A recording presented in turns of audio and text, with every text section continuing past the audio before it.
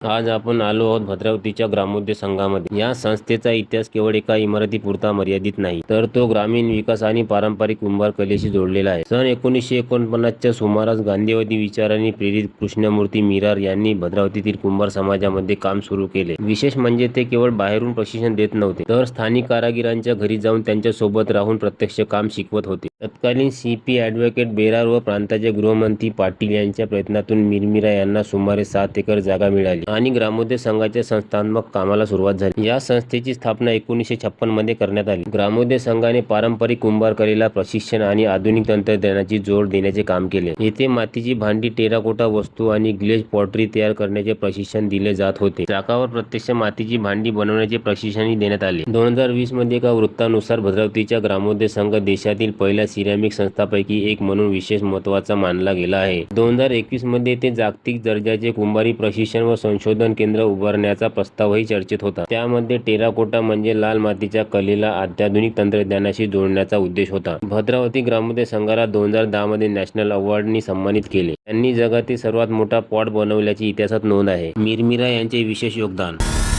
कृष्णमूर्ती मीरार बंगलोर यांनी पारंपरिक भारतीय कुंभार कलेमध्ये सुधारणा करण्यासाठी संशोधन केले आणि भद्रावतीमध्ये स्थानिक होऊन कुंभारांना आधुनिक तंत्रज्ञान व प्रशिक्षण देण्याचे काम केले. त्यांच्या ग्रामीण तंत्रज्ञानातील योगदानासाठी त्यांना 1991 या जमनालाल बजाज पुरस्कार मिळाला. फक्त भांडी बनवले नाही.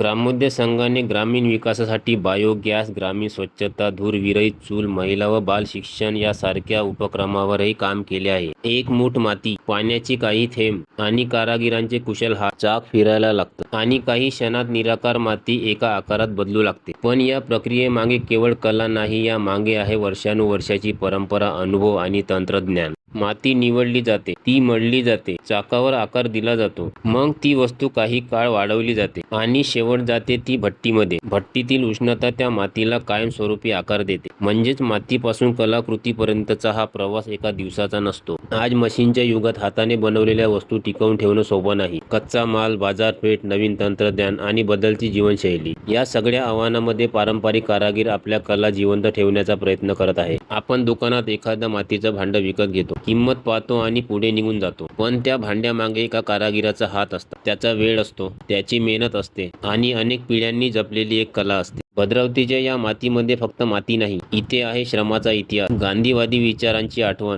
ग्रामीण विकासाची कहाणी आणि आपल्या पारंपरिक कलेला जिवंत ठेवण्याचा संघर्ष. कदाचित म्हणूनच ग्रामोद्योग संघाकडे पाहताना आपल्याला फक्त एक संस्था दिसत नाही, तर दिसतो मातीपासून ग्रामोद्योग संघापर्यंतचा एक प्रवास.